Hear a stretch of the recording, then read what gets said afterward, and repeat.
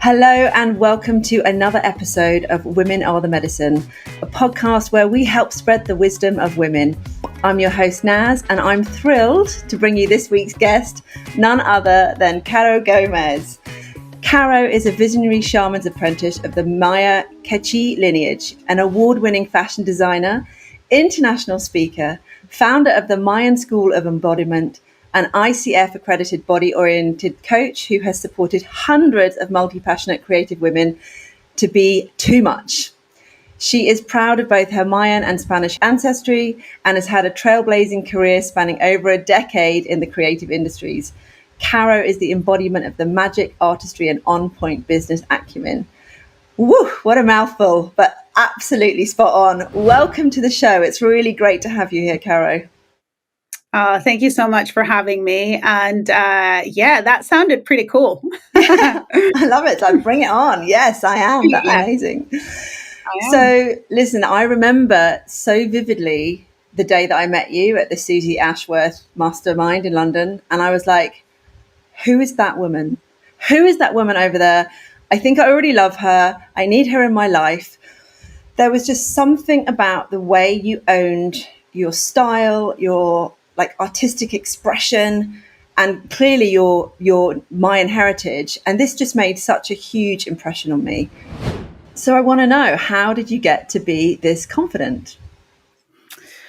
Well, it's been a journey that I would say probably began when I left my country of birth, my ancestral home, when I was 17. And it's taken that long to remember and reconnect to parts of myself that I knew very well when I was a little girl and even as a teen as well.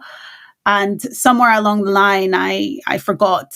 And I think leaving my ancestral home was probably the beginning of that journey. And now I would say it's ever evolving, right? Because sometimes it feels like, oh my God, I exactly know who I am and what I'm doing in this world. And other days it's like, what the fuck am I doing? It's a lovely dance. Yeah, I love that. That feels really authentic, actually, because, oh my God, life is never just one thing. So tell me where you left. Where was your ancestral home and how are you connected to that? And where did you leave to? That must have been huge for a 17-year-old. Yeah, I'm from El Salvador originally, born and raised. I still, when I say I'm going back home, even now after 20 years in the UK, it's still, El Salvador is still my home. And I left at 17. There was a part of me that knew back then, and this is what I'm saying, as a teen, I think teenagers are, with all the hormonal thing going on, which is true. I mean, I have a 16-year-old and I can see that. And there's also a wisdom in there that we often don't see because we think, oh, they're so hormonal, like their brain is still developing. But at that time, I knew that I had to get out of that place and explore. Like, I wanted more, basically. That was kind of my inner fire. It was like, I want to see what else is out there. And I remember I had a boyfriend at the time and I broke up with him and I said, I want to see what else is out there. And I haven't gone back. I mean, I left to go to Italy first, wanting to study fashion design. And it was quite ballsy, because I'd never even done art or design or any creative subjects in school. I sort of went the very academic route and did like physics and economics and business and, completely different to what I ended up doing. But I had a desire for that and I found the school. I wanted to learn Italian. I went to learn Italian. I lived in Florence for a while and then Milan. I hated living in Milan. It was horrible. Sorry if there's any Italians listening from Milan. We didn't connect as a land, as a city. We just didn't connect. And then I was a bit lost, and I remember thinking, where next? Where do I go from here? And I spoke English because I learned English in school in El Salvador, and my dad had lived in London when he, in the 70s or something like that. And there was just this connection always to this land. Also because my school in El Salvador was British, so we learned, about British history, and I knew about the Tudors and the War of Roses and all these historical things, and I'd never been, and I was like, yeah, I think we'll go there. And here I am still. Incredible to think that as a 17-year-old you were able to make that decision and just take that leap, because that is a huge undertaking. Like, when you look back on yourself now, like knowing what it's like to be a teenager, like you have teenagers, you can see teenagers, you have experience of it. Like, could you imagine your child now? No. I'm like, you're staying here. We've made a lovely home for you. You're not going anywhere. No, I'm kidding. I think that there is, I've always deeply connected with the hummingbird as a spirit animal. And I believe all of us, if you're listening to this, you probably also have a guide that in the form of an animal that you connect to.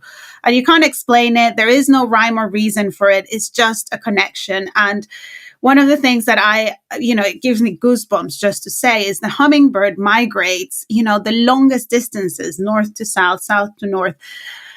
And they go against wind. I mean, they're small, they're super, super small. But they do that journey in search of the nectar of the sweetest flower. That's their, oh my God, like literally, like just goosebumps. That's their, in search of that joy, and I think that for me has always been a deep motivator. Everyone has their own kind of very distinct sort of fire, that drives certain things that we do. And that for me has been the thing. And, when I moved to the UK, I was 19, because by that time I'd, gone through the process of Italy and fashion and all that. And when I arrived here, I remember having a really distinct, like, yeah, this is where I'm meant to be. I never thought I'd be here for 20 years, but I certainly knew this is where I had to be. You felt it in your body, in your bones. I love that. I'm sat here in South Africa, and I get that every time I land on African soil. I'm like, I'm meant to be here. Like, this is home. It's subtle, but absolutely indisputable, and it's there. I love that you said that there's this fire inside all of us, because what Rachel and I are doing with Women in the Medicine is helping to support women to light that fire. And we believe that women are medicine for themselves, we're medicine for each other, we're medicine for the world. And I just wonder what your beliefs are around this. I mean, it's beautiful. This is why I was so excited when you said, I'm doing this and this is why I'm doing it. And I was like, yeah, that's exactly it. And sometimes I think we want to complicate these things in our mind, but, we kind of go like, is it that simple? In search of joy. Women are the medicine, like joyful women change the world is something I always kind of, it's kind of my motto, joyful and powerful women change the world. And we kind of go like, is it that simple? And yeah, actually, truth, there is a frequency in truth that is simple and simplicity. And it just feels like an exhale, like a welcome exhale. And I think that I believe actually quite deeply that when we connect to that, then that fire begins to light up. And, of course, life happens and all the other things, all the noise around it wants to like almost put like, I always say like, it's like concrete blocks on that fire, and the fire is kind of going like, no, don't do that, and like sort of trying to escape from the roots of those concrete slabs. And because of our medicine, we are able to lift those slabs and kind of go, I'm going to dance, and that takes a slab away. I'm going to sing, and that takes a slab away. I'm going to doodle, and that takes a slab away. I'm going to write. I'm going to share my opinion and my voice on this particular thing that I feel really, deeply connected to, and that takes a snap.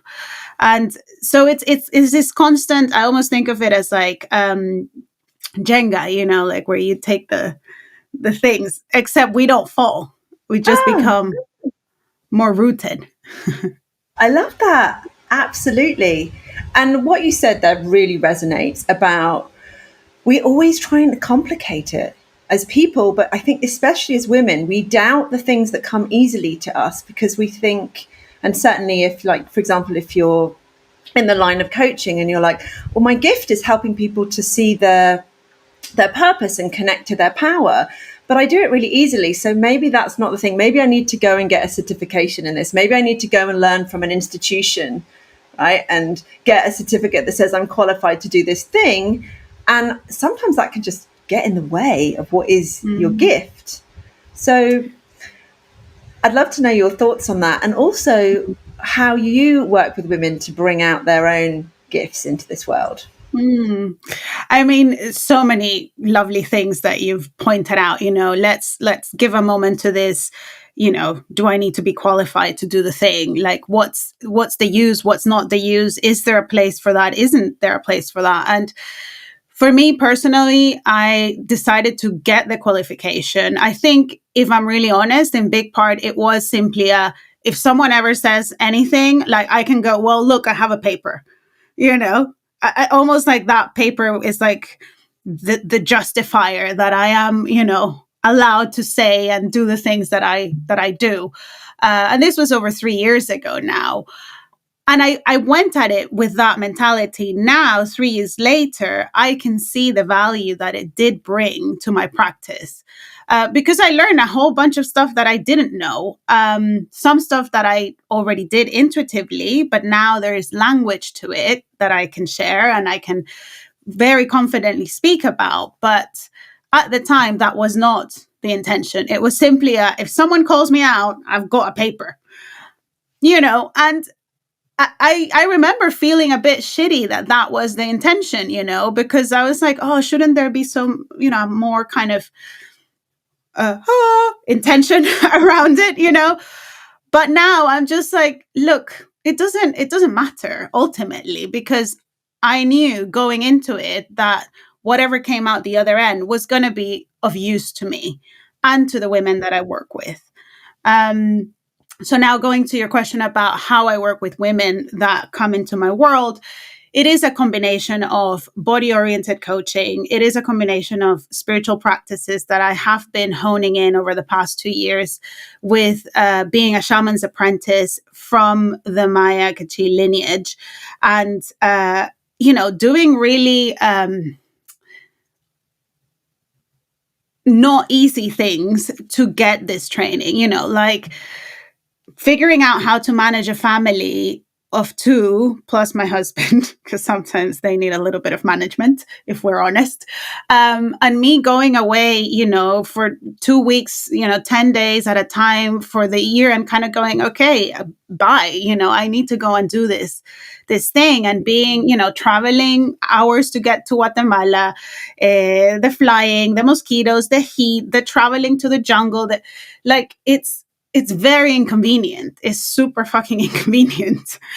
And yet the mosquitoes, those are the mosquitoes. I mean, the heat, like you're standing there in a fire ceremony and the sun at midday is like shining on you. You're sweating, your clothes are sticking to you. And you're also thinking about learning all these. Well, it's a new language for me, to learn Maya and learning the names and learning the terms and putting, the north, the south, the east, where does everything go in the altar? It's intense, It's not like I'm chilling in a, fucking luxury thing, it is, it tests your will and it tests your desire to do these things. And this is why I'm such a big advocate of like, let's bring back the inconveniency of things, because we're so used to things being so easy that it doesn't test your will and your desire and your, like, I'll do this again. Like, fine, I'll do it again, and being in the jungle and hearing all these noises and kind of going like, oh shit, is that a jaguar or something? Most of the time it's monkeys, but I haven't seen a jaguar just yet. And, many people kind of go like, oh, it would be amazing. And wow. I'm like, if I see it from a super far away distance, cool. Beyond that, no, thank you. And there's snakes. And I mean, and just to say that, all that learning beyond the actual tools and things that I learn, how to use tobacco, how to use cacao, how to use fire, it's that mental,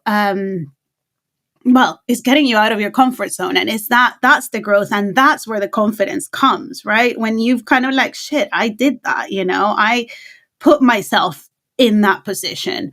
And for the women that come and work with me, it's that, I'm doing a retreat next year, and I'm going to be super clear. Those of you that want to come, I'm going to be like, let me not sugarcoat it. It's going to be super uncomfortable. You're going to be sweating. You might get bitten by mosquitoes. You might fall. It's like, if you're ready for that, then by all means come. If you're looking for like 100% just like chill and like beautiful views and the beach, then this is not for you. This is about dirt. This is about the bones, the blood, the walking those paths that these ancient tribes would have been walking as well to get from one city to the other, just to take a bit of cacao, because that was, their money. That was their thing that they valued.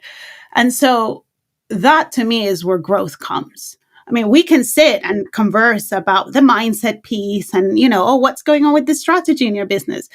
That's really, there's value to that. But you really want the shit dealt with, put yourself in situations that you'd never think you would put yourself in.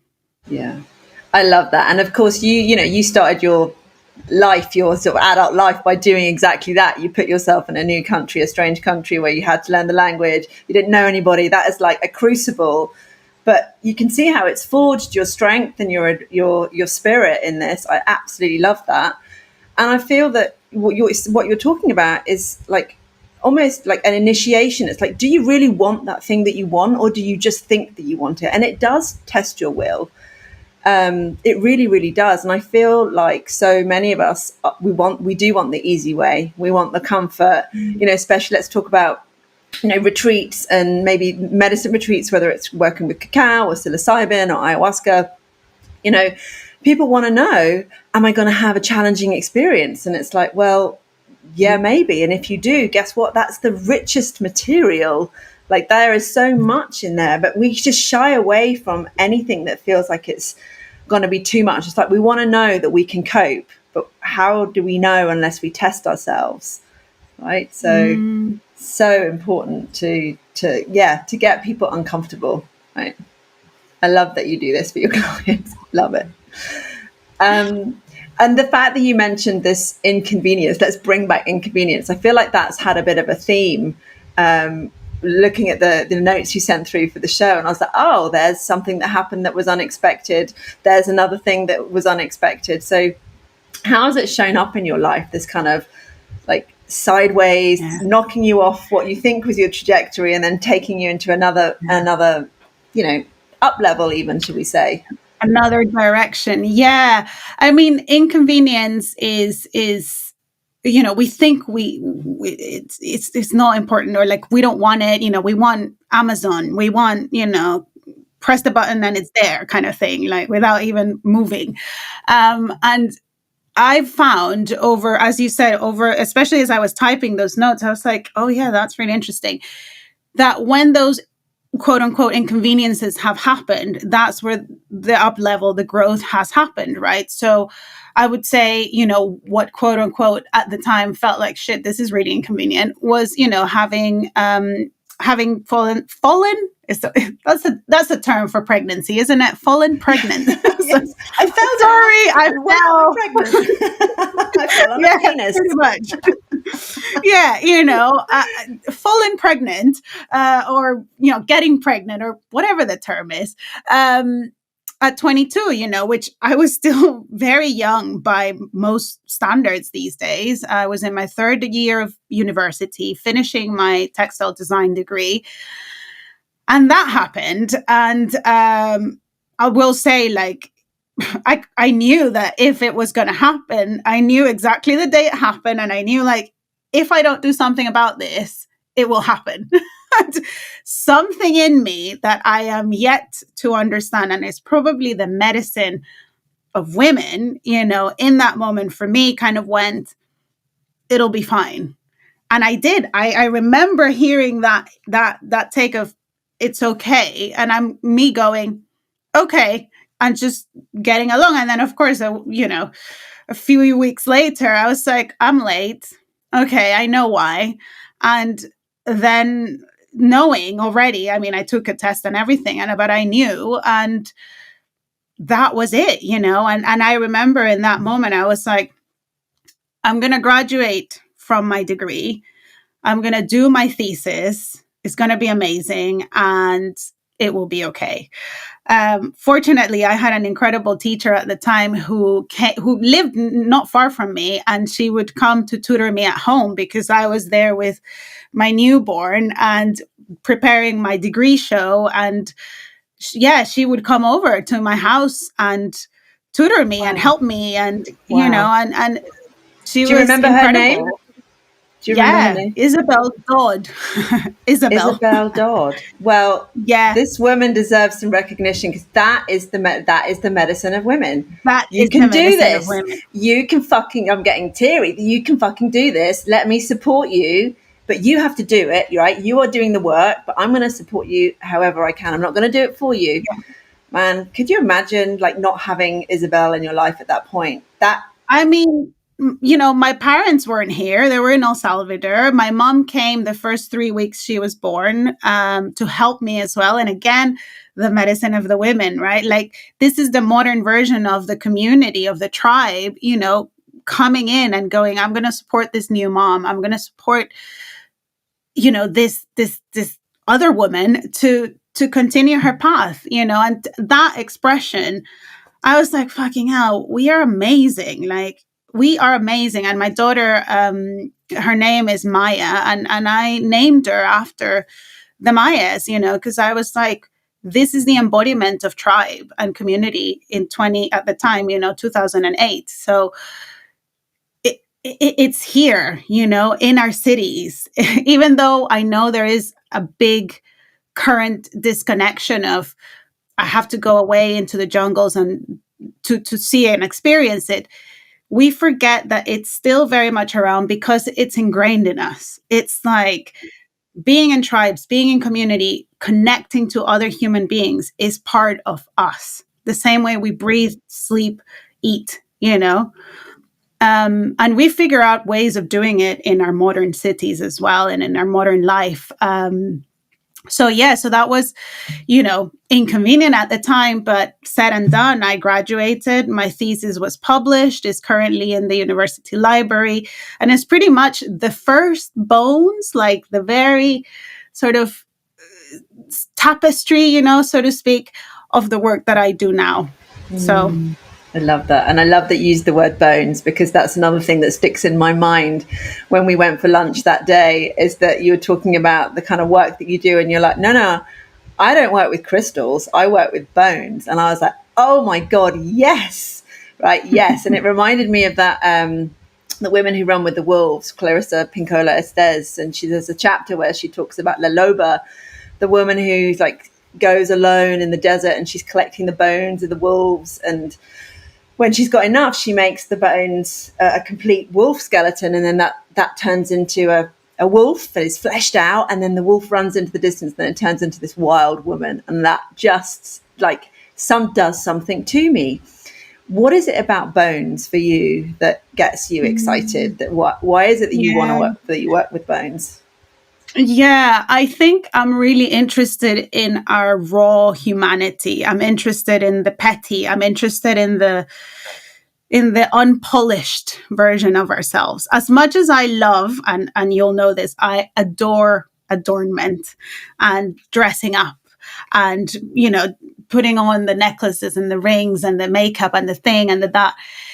I also love the raw side of us, the one that gets in with the dirt, the one that, wakes up at 3 a.m. to feed their child and your nipples are bleeding from breastfeeding. And you're just like, the fuck is this? And you're half asleep, but yet you're doing it. And same, with our work, with our mission, with the things that we are really passionate about. Like, there are times where I don't, working at night, it's a very powerful time for me, because there's something about the darkness that really taps into sides of me that, even though I consider myself a very joyful person and one that preaches and talks about joy, to me, joy also has this other side, which is the darker side, the one where, yeah, some might say, oh, that's a bit petty. Where is the lesson here? Where is the growth lesson? Like, let's look at it. What are you learning from it? And sometimes it's like, no, I'm not learning shit. Like, this thing is shit. This sucks.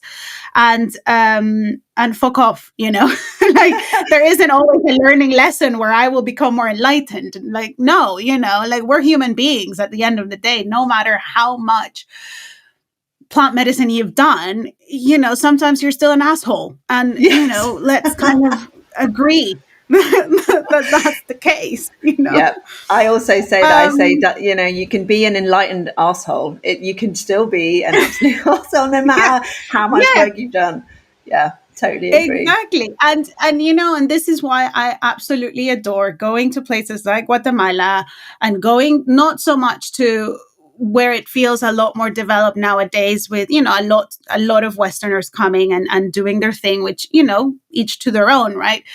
But you go to other areas of the country, you go up further up north, and, the shamans that I've been with, and some, I'm thinking of one in particular, like, he starts drinking at 9 a.m. and then starts reading the seeds and then like finishes drinking at like 5. And then it's like, oh, I'll have a beer.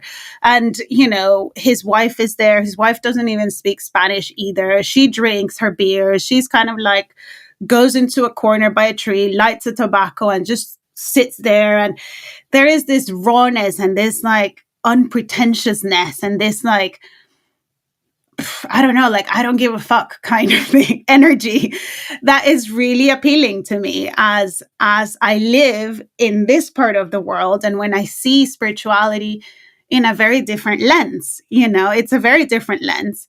I was in a ceremony not long ago and, some of the things that were going on in terms of the words that were being said or the actions that were being taken, a lot of people nowadays would be like, oh, but that's really unsafe. That is triggering. That is this. Like, where is the safety in that? Where is the health and safety and the kind of like, I'm going to tell you what's going to go on now so that you can sort of mentally prepare yourself for this. Whereas they just kind of do it and they don't give a shit if you're triggered or not triggered. And, I'm not saying one is better than the other. I'm just saying I love to see how different that is and what happens to you when you're in either of those. Yes. Because you respond differently where you're super like held and almost like, welcome. If something doesn't feel safe to you, XYZ, and close your eyes if that feels safe to do so. I mean, you don't get any of that when you're on the side of the raw and the bones and the blood, it's like you do whatever you want. I'm just doing my thing, and that juxtaposition to me is absolutely fascinating. And I love being in both, and this is where the story of the eagle and the condor come for me a bit more, because it's where those two meet. That's where something really exciting happens. And that's where I like to dance. So just for the purposes of the audience who might not know about the legend of the eagle and the condor, can you give it to us in your language, your understanding? So the eagle and the condor prophecy is actually from the Ashuar people in Ecuador. And when I came across it, I literally like broke down, because for probably the first time ever, I had something that explained how I felt in words. And how I felt was that I carry Mayan blood. I carry Spanish blood because the Spaniards came to Latin America. They colonized the area.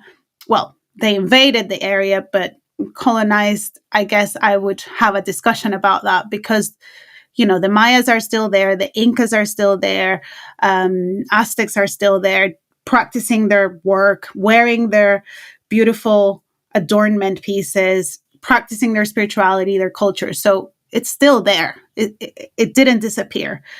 And so when I heard this story, this prophecy, it was about how the condor represented the heart, the soul, the spirit. So the indigenous peoples of those lands. And the eagle represented the mind, the structure, the kind of like, we need certificates and we need, you know, universities and books and all these kind of things that came from Europe, right?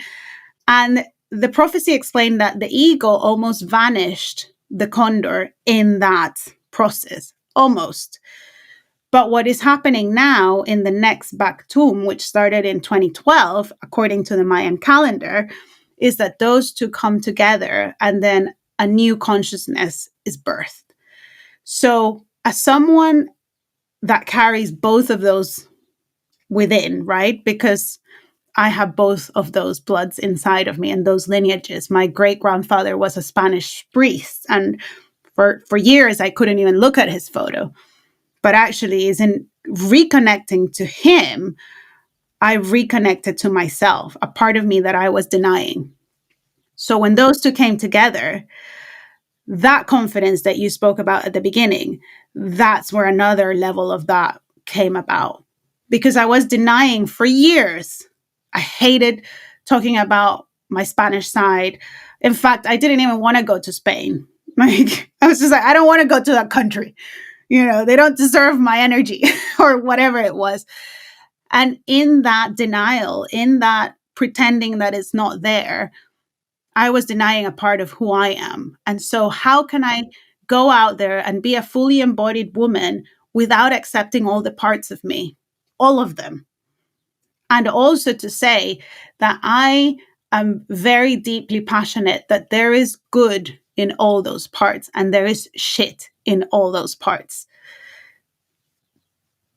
This idea that indigenous people or indigenousness is all like plinky plonky, like wisdom and like, oh my God, this incredible. There are assholes in there too. I'm sure some of us may have met some.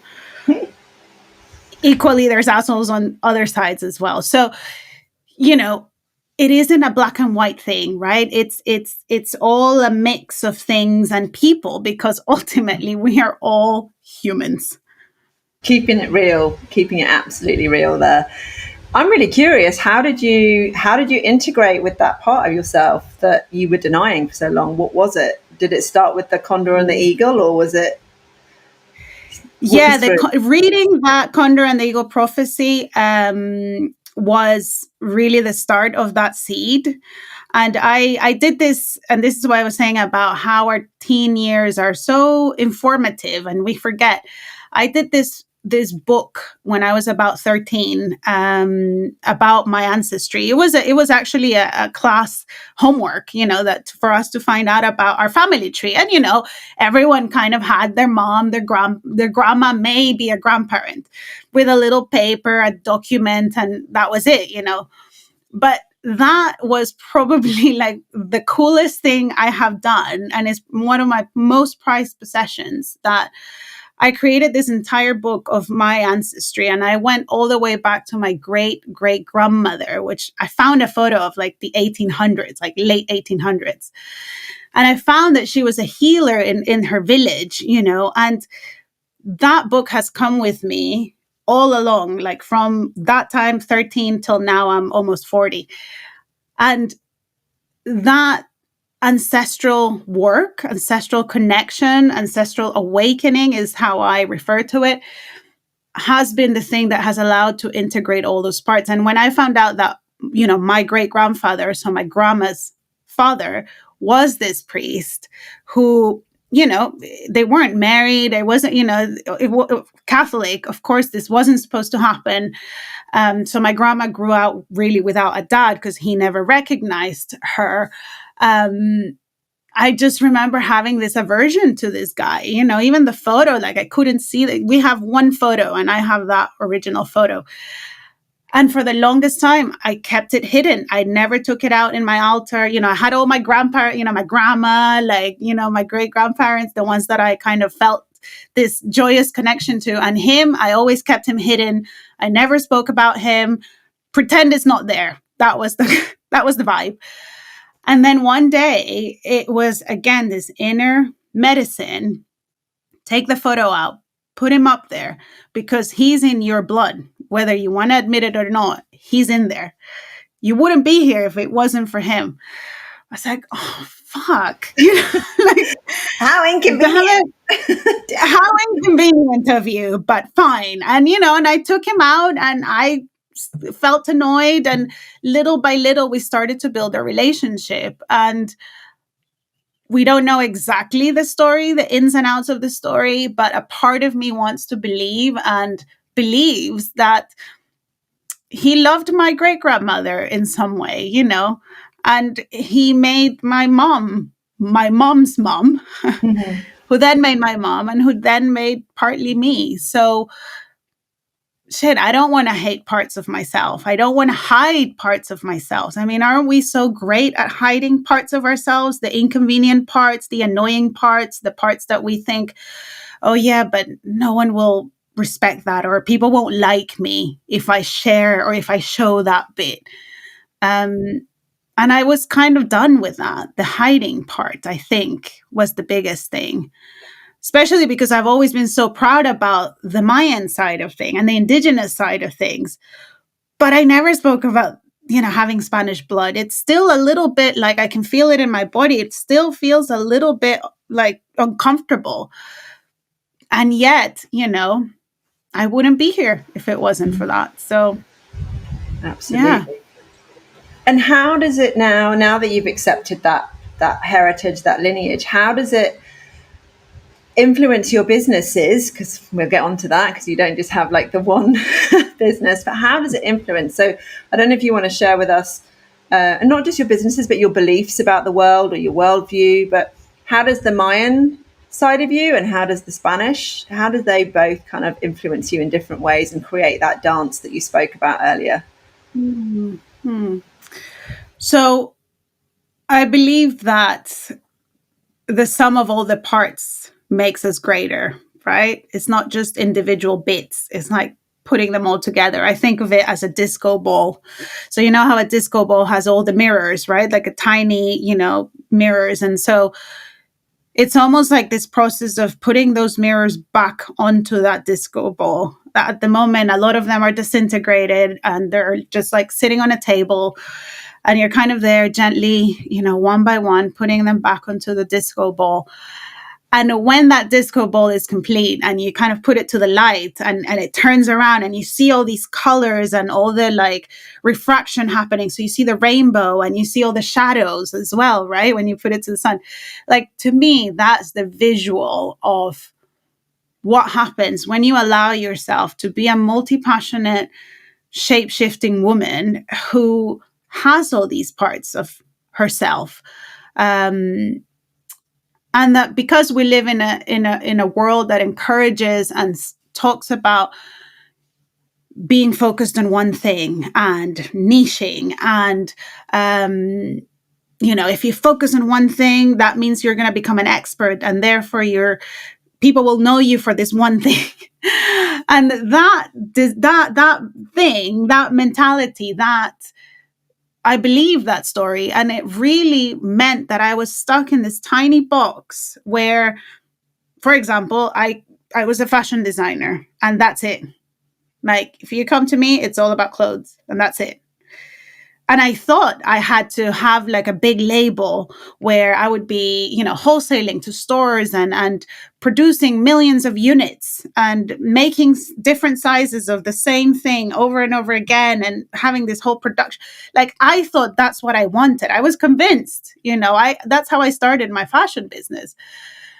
And little by little, as I've put those mirrors back onto the ball, I'm like, well, fuck no, I don't just want to do that. I want to travel, and I want to meet people, and I want to connect with women and be in circle with them. That's one of the most nourishing things that exists in the world for me, is being in circle with women, chatting, laughing, having food, connecting about like, fuck, this thing is going on for me, or I'm celebrating this. Like, that to me is like nourishment to the maximum. And so I was like, why am I denying myself this?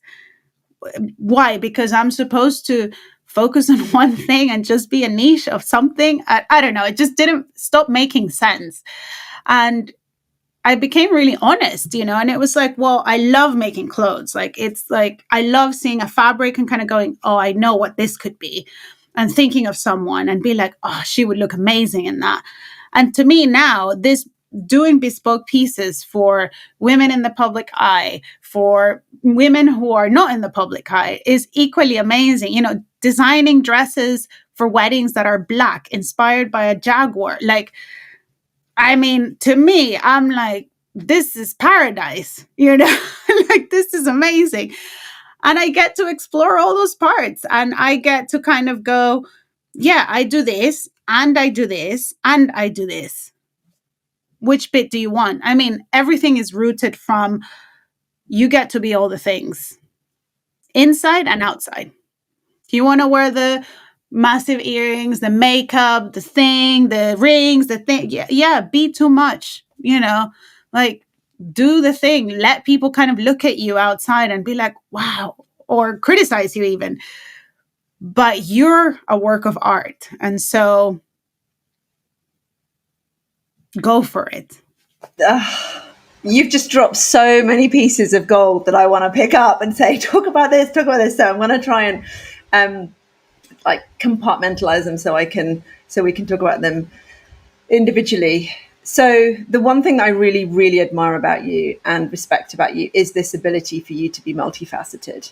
And for someone who's felt like that they have not really known their purpose, because for a long time I didn't feel like I had the one thing. And I don't think I'm alone. I don't think we're alone as women in this, trying to find our way. And like you say, we are told, we're conditioned, specialize, become an expert, study. And if you studied in this thing, then that's the thing that you do forever.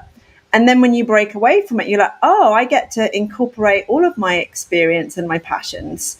But you've done it in a way. So, you do have a clothing line, and you make these bespoke pieces, and you're also an incredible coach, and you hold space for women. So you do your retreats and your dreamscape and your cacao, with your cacao and your shamanic drumming. So I feel like there's so much to you. How do you help women and your clients to find their own version of this without them burning out? Because that's the other side of it. It's like, I'm going to do all the things all at once and I can be everything. And it's like, and then your client is like on the floor, like no energy, completely collapsed. And, because I feel like that's a fear for some women, going, no, I can't, I've just got to pick the one thing. And because I can't do all the things, I'm just going to pick something really ordinary that I know that I'm not going to fail at. Right. Mm-hmm. Yeah. Seasons, cycles, in tune with circular motion. We've been told we live in a linear way, right? Like, time is linear. That's what most of us believe. Mayans believe that time is circular. So their calendar is a circle. And you have the days and the equivalent of days and months in a circle. And the idea is that you move around that circle, and it's all to do with seasons and cycles. And of course, as nature, wonderful, amazing nature would have it, as women, we are cyclical beings, right? We have our menstruations, our periods, our cycles, our monthly cycles. Within that 28 or so days, we have all the seasons within that. And so I work with that firstly and foremost in my business. I am very in tune with what's happening with my body hormonally when I'm in my summer. So when am I ovulating? When I'm in my winter? So when I'm bleeding? When am I in my spring? So when I'm coming out of bleeding, and when I'm in my autumn, just before I bleed. And so I time my activities around that. For sure, that has been a game changer over the past 2-3 years. I mean, 100%. And then on a more macro scale, like what's happening in the seasons, right? Like where is, now we're coming to spring. I mean, I can feel it in my body, like this desire to spring, to all the things that I've been planting over the winter. Now they're starting to sprout a little bit. And said and done, things start coming in. Like, can you speak at this panel? Can you do this? Can you record this podcast? Things start coming in because that's the mentality that I go into my work with. This is a circle. This is not a linear thing. This doesn't start here and end there.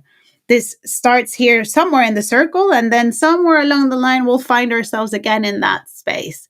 And then we go a little bit deeper, but it's always in a circle. And when I shifted that mentality about time linearity versus it being a circular thing, then of course I'm like, yeah, this is the time of my cycle where I need to rest.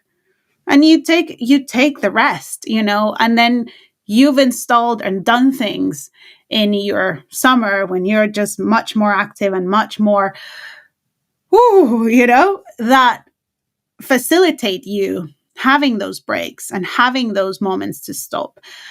And I will say something else, that sometimes those knowing what work is more conducive to each of those parts of myself, it's been amazing for my writing, for my creation of thoughts and things, for designing, for holding women's spaces, circles. And just to say that if you no longer bleed, you follow the cycle of the moon. We have a beautiful example there every day of what it's like to live in a cyclical way as much as possible. Of course, don't get me wrong. My feet are firmly planted on the ground, and I have a linear calendar because my kids have swimming lessons or judo competitions or whatever the thing is, So again, it is about that dance and flow between the condor, the kind of more spiritual side, and the eagle, which does require that structure, does require that kind of like, this is what we're going to work with from here to there. And that is the goal. Goals are important as much as the heart. Like you need both. And navigating, finding that balance, that's really been, or is the place where I thrive the most when women come and work with me. It's like, if you're way too much into the spiritual side, like let me flow with the seasons and la la la, then things don't get done because you don't have the structure of the masculine, or in that's what I relate to with the masculine. And same, if you're way too structured, way too in the masculine, then you don't have this flow state, and of course you burn out much more easily. So my gift is for you to come in and kind of go, okay, where am I at in that balance? And then how do we bring it closer to the middle? Yes.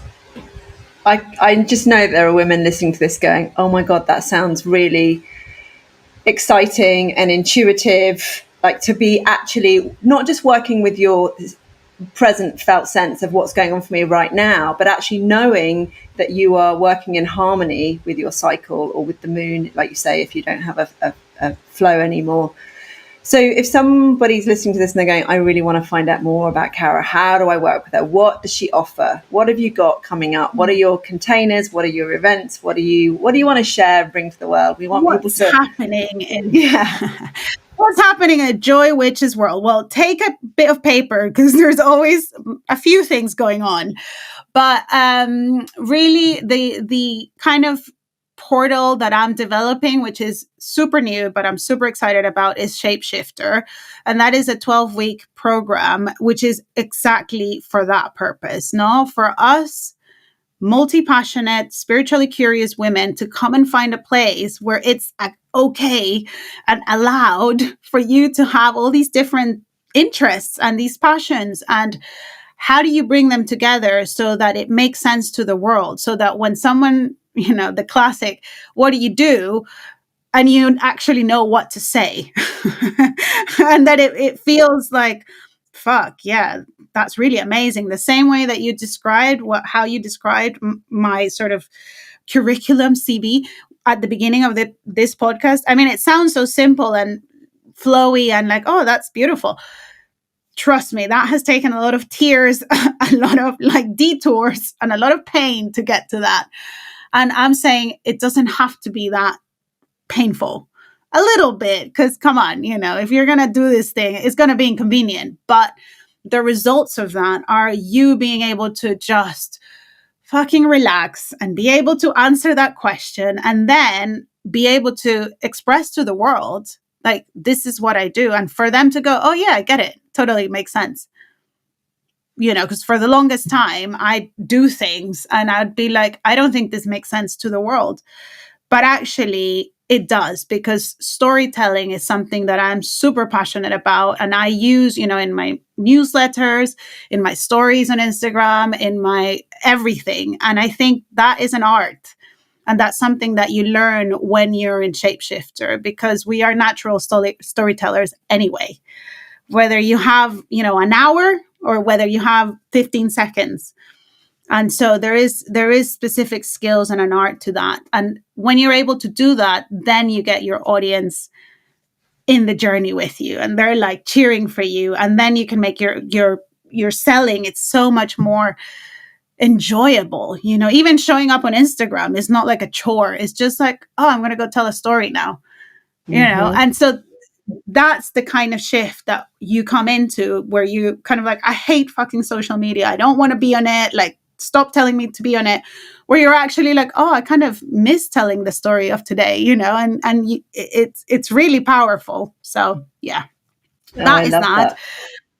And you can find me at Caro Gomez _joywitch on Instagram. And then I have events throughout the year, cacao gatherings, shamanic drumming.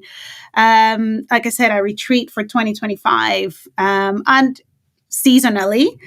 You have one-off collections and pieces made of textiles from Guatemala, El Salvador, made in London with Latin hands. And they're pieces that are seasonless, super wearable, super cool, that you can wear anywhere. And I bet you someone will always say, wow, I love what you're wearing. It's a given. This is just going to happen. So that's kind of me. And when you sign up to my Joy Juice letter, you will get even more juice into the world of creativity, spirituality, and unconventional business practices. Yes, and it's well worth it. I love your emails. In fact, I got the one, I think it was yesterday, where it was like, people are assholes. I was like, we're going to talk about that on the show. Yeah, pretty much. Let's just touch on your fashion, because, I mean, if anybody doesn't follow you yet on Instagram, please do, because your photo shoots are fucking epic. And we can't let you go without talking about big bush energy. Right. So that is what kind of like, it's always those images of you like looking like something from an alien world, but out of the jungle with this amazing makeup. And then you've just got big bush energy. So what is big bush energy? What does your fashion, what do your pieces say in the world? Yeah. So big bush energy started with a vulva doodle. You'll see I have a massive vulva at the background here. And it is really a reclaiming of a part of ourselves that can be riddled with difficult stories, with pain, with ache, with sadness, with abuse, with all the things that our vulvas can be riddled with. But it's about reclaiming it and going like, yes, that, and also, fucking hell, my power comes from their motherfuckers and I'm coming at you. Ready or not, here I come.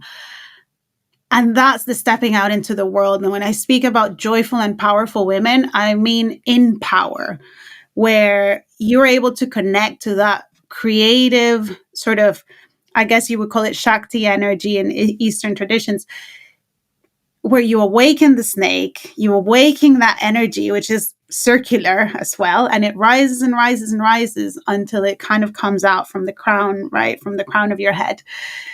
And that is big bush energy for me. And that's why I sort of, I put vulvas in my prints. I draw them constantly and consistently. It's fascinating. Some women get it straight away. Yeah, that's a vulva. Others are like, oh, that's really beautiful feathers, or eyes as well. I get eyes. And I love that. And once you wear those pieces, and I mean, I get it constantly from the women that have bought my pieces. It's like, there's something magical in here. There's something really special in here. And that's because every piece that I create is blessed, with Palo Santo, with a rattle, with a real intention of who it's going to. And this is why creating thousands and thousands of units would never work for me in that way, because it is of supreme importance that you as the wearer connect to that big bush energy frequency. Because when you do, and you step out into the world to do the thing that you need to do, you become unstoppable. I feel like every time I put on a big pair of earrings, I'm like, yep, there's my power, right? There's my adornment. And I just have to thank you as well, because there was something in me, and there's probably still a residue that I'm working through around how dressing flamboyantly too much is vain. And I'm just, I'm a spiritual person. I don't need that. I don't need to do that. And then you just, I think it was both in conversation in one of your masterclasses and something that you put on Instagram. And it was about, your body is sacred. You can adorn it. This is like an altar. And I was like, boom, my mind blew. And I was like, yes, I'm not being vain. I'm just acknowledging the beauty of this human experience. Right. Oh, and goosebumps. Yeah, completely.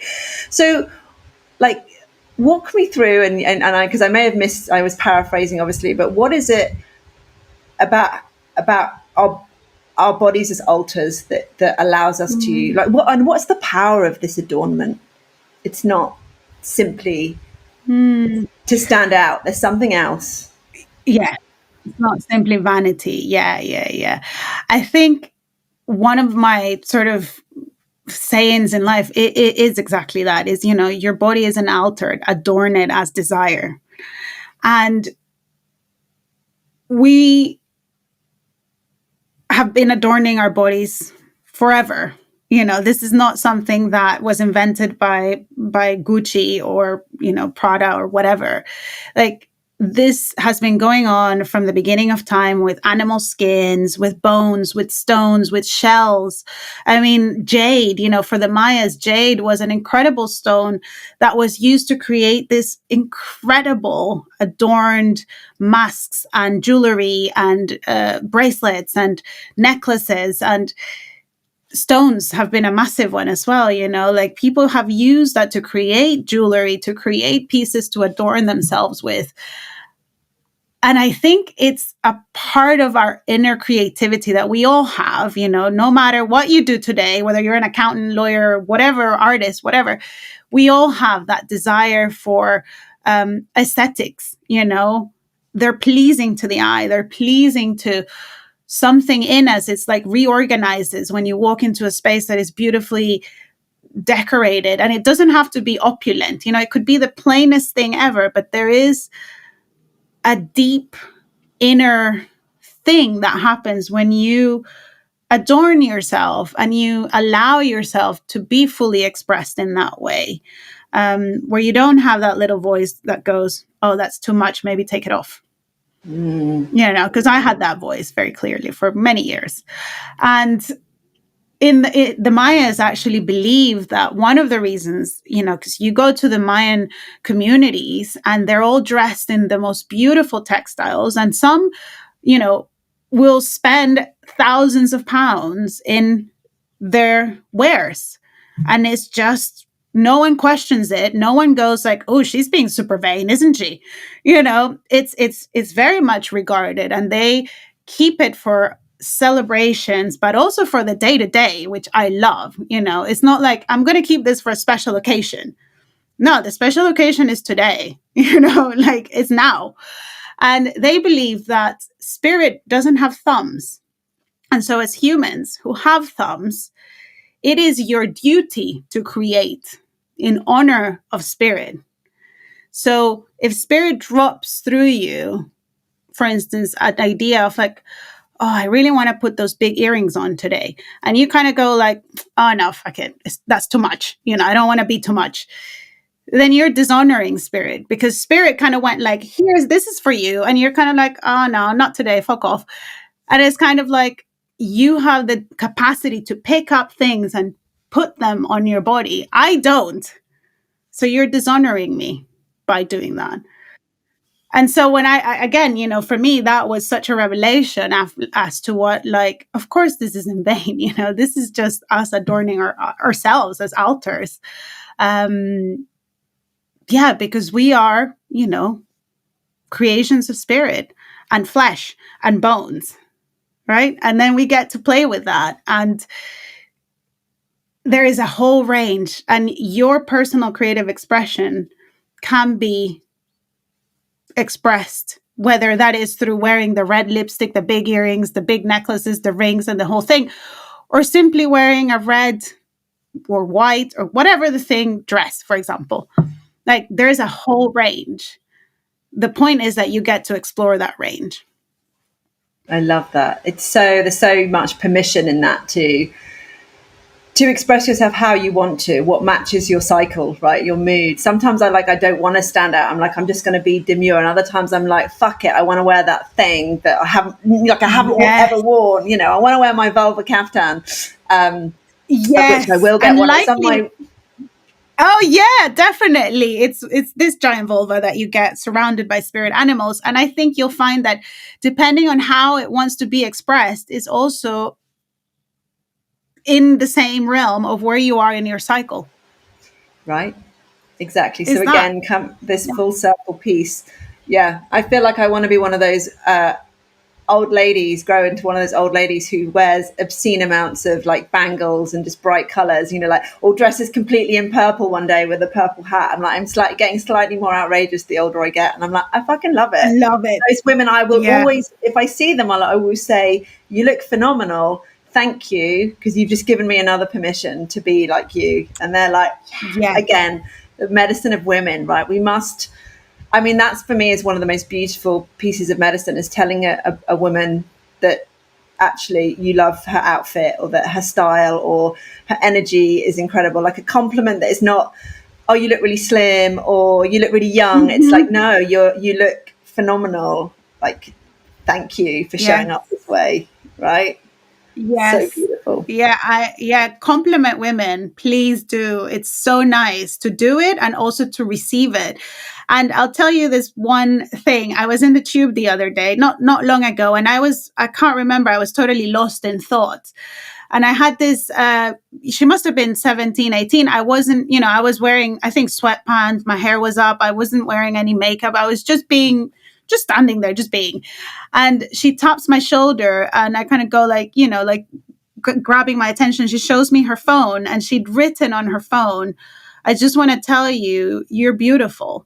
And I was like, I just put my hand in my heart and I said, thank you, and I had to get off at the station there. And I really took a moment to really take that in, like really, because we rarely do that. We kind of brush it off and pretend like no one said anything. But I really made a conscious effort of that. And I noted it down in my list of, I keep a list of abundance tracker, which I learned from Starling. And I keep that list and I wrote it in there. And it really touched me. And I made a point of like, I'm going to pay it forward, so definitely if you're listening to this, go out today, pay it forward, because it will come back, in the whole theme of circles, it will come back. Absolutely. Oh, Caro, I'm absolutely loving talking to you. And I definitely want to have you back on the show. But I just want to ask you this one last question, which is if you were made Madam President of the world, right? What would be the first thing that you would change? Mm. I would make creativity, movement, being in your body, dancing, singing, being in your body, a mandatory thing in education, as important as English, sciences, maths, not as an optional thing. Like, yeah, it would be nice to have drama, or it would be nice to have art, or it would be nice to, when you're older, you can choose it. No, like it's of equal importance, and it goes back to the eagle and the condor. All right, science, maths, that's eagle. So we need to bring the condor as well at the same level, because it's not one is better than the other. They complement each other. And so that would be my mandate. And what would you hope that would create for our young people who are in the education system? What change would that make? For me, what I'm looking for here is people who are connected to their bodies, who don't walk around ignoring their felt sense, ignoring, oh, I have this, for instance, someone says something and your body immediately reacts to that, but we just bypass it. I mean, our bodies are an internal universe of information for us and wisdom. And we're so used to being in the mind and analyzing and talking things through that we totally bypass the body. And so for me, my desire would be that we are more connected to our bodies, so that we're more connected to nature, to our communities, to our people around us, to the objects, that they're still, they were made by someone. Every object that we have around us one day wasn't a thing. It didn't exist, and someone made it. And to just kind of drop into our bodies more often and for longer, so that we don't forget that, we are humans living a shared experience here. So that would be my hope. And I would absolutely vote for you 100%. And would be super stylish on our election days. Totally. Joy Witch, fashionista, medicine woman, I absolutely adore you. Thank you for gracing the show with your presence, bringing your big bush energy, sharing your wisdom. For everyone listening, I want to just leave you a little bit of a quote from Caro that is about joy.